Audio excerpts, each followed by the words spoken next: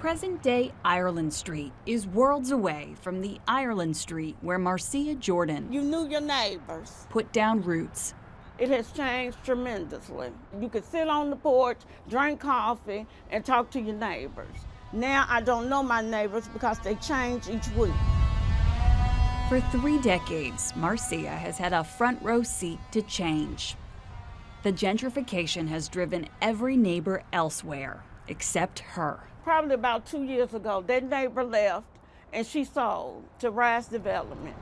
She left last week. She said she couldn't take it. She sold and she left.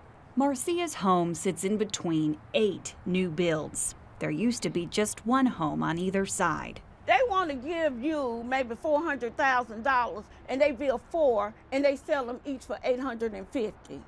The final 4 just to her west will be listed for sale soon. They did this. Marcia wanted us to see damage to her fence done during construction of one of the new houses. They told this complete up. She also showed us a gutter on the house which touches her fence. It's touching. You can't, it's touching. He built a house on my fence.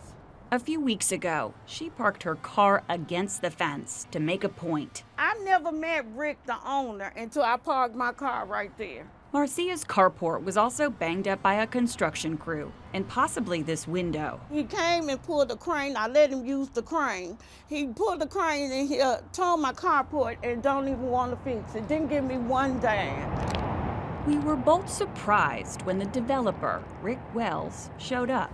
I've apologized for the damage that was done to the fence, but when I was here 2 weeks ago, I agreed to fix the fence. It doesn't make sense to fix the fence until all the construction is completely done, which is something we also agreed So I'm going to get to. my fence fixed. Yeah, And I'm agreeing to no other fence over there, not unless it's a foot apart. We said 6. 12 This exchange continued for 25 minutes. So we're going to move your house this back 2 feet. No, they can't. So how you going to put a fence? This fence, once we clear this out, we'll have to go. How down you the going to line. put another fence over here? You're I'm not. not going to put a fence. We're going to leave this fence here. Okay. The truth of the matter is, this is very rare.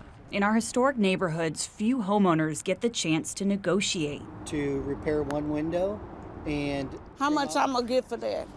we agreed to $100. No, I ain't agreed to no. I'm tired of $100. We agreed to $300. $200, and you got a deal. $250. $200. $250. How about $200? How about I'm $250? repairing your fence. I'm doing all the landscaping. I'm helping you. You gonna sell this, baby. I've been here 30 years. You owe me. I don't owe you.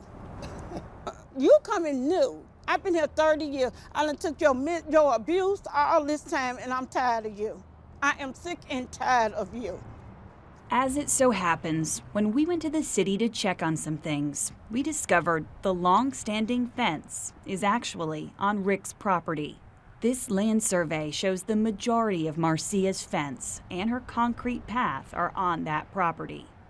But really listen to Marcia, and you'll realize this is about much more than a fence. You want someone to take you seriously. I do.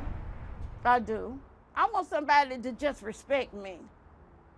Take me serious and just give me a little respect. If you want to use something of mine, ask me. Don't take it. In North Nashville, Hannah McDonald, News Channel 5. I'm just hurt. One look at the long lawn by this car, They'll let stuff fall from here like this. and you know this car hasn't moved in a long time. I will move the car if you show me a good faith effort and you fix my window. Marcia Jordan has lived in the same 2-block radius her whole life. I met her for the first time at the end of January. You didn't have all this tall development. She wants a broken window, dented carport, and a fence fixed by the person responsible for damaging them.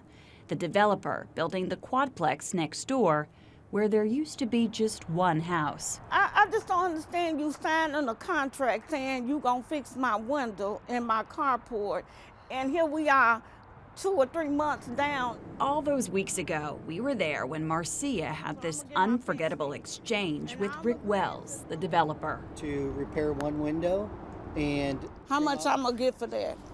we agreed to $100. No, I ain't agreed to no. I'm tired of $100. We agreed to $300. 200 and you got a deal. 250. 200. 250.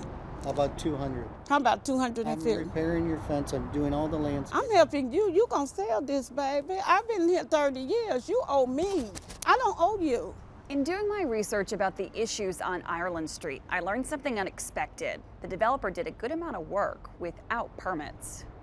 According to the Metro Codes Department, the questionable work was between 2021 and 2023, and during this time, important inspections didn't happen. So now, in order to sell the properties, the developer has to hire outside engineers to assess all that work, then submit approval letters to codes. Wells tells me he has hired someone. When I explained all this to Marcia, You know something? she got real with me. I want my window fixed. I got a broken window. I don't know. I just want him to do what he said. Marcia, like many others in historically disadvantaged neighborhoods, remains mixed up in a mess with a newcomer.